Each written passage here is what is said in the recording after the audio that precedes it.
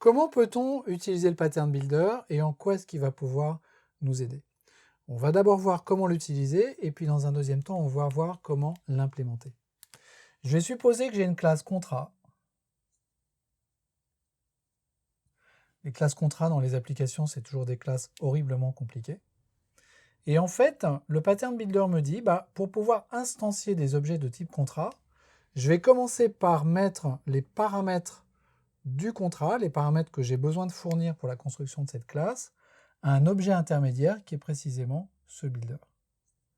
Et cet objet intermédiaire, son type, dans le pattern, c'est contrat.builder. Et contrat.builder, ça va être mon builder. Je peux l'instancier avec new contrat.builder. Et cet objet builder, il va exposer tout un tas de méthodes. En fait, autant de méthodes que j'ai de champs à fournir pour la construction de mon objet contrat, avec un pattern de cette façon-là. Builder.with start date. Et là, je passe la date de démarrage de mon contrat. With end date. Et là, je passe la date de fin de contrat. With amount. Et là, je passe le montant de mon contrat, etc. À chaque fois que je veux ajouter des éléments, des nouveaux champs dans mon contrat, j'ai une méthode qui correspond au nom de ce champ et qui est préfixée par with. Ce que je suis en train de dire, c'est que je suis en train de créer un contrat avec comme date de démarrage telle date, avec comme date de fin telle date, avec comme date de montant telle date, etc. Et puis là, je peux chaîner les appels autant que je veux. J'ai pas de limite. Et à la fin, le dernier appel que je vais faire, c'est un appel à une méthode qui s'appelle build. Et ça va me retourner un objet contrat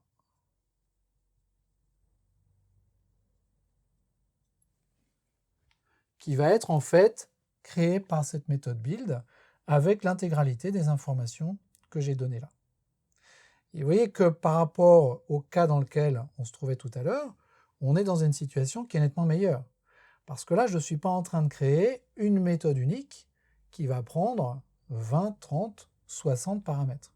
Je suis en train de créer autant de méthodes que j'ai de paramètres, et chacune de ces méthodes porte le nom du paramètre. Donc je n'ai aucune raison de me tromper. Quand je rentre with start date, je sais que c'est la date de démarrage de mon contrat que je dois fournir.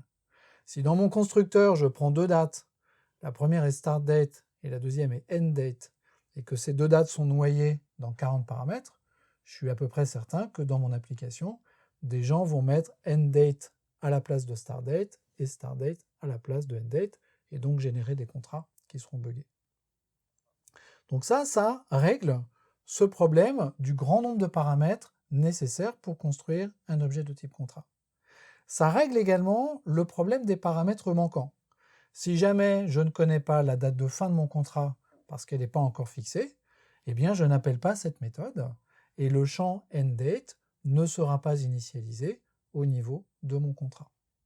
Donc le problème des paramètres manquants est également bien géré par ce pattern. Et puis la question de la validation, elle est correctement gérée également. Pourquoi? Parce que cette méthode build, c'est en fait une méthode factory. C'est la méthode factory du pattern builder.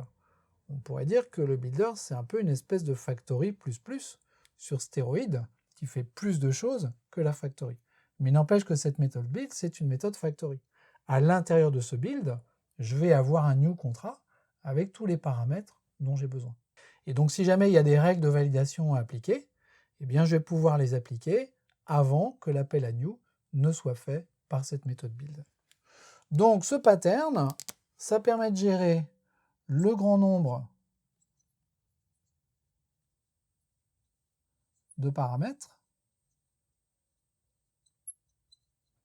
Ça permet de gérer les paramètres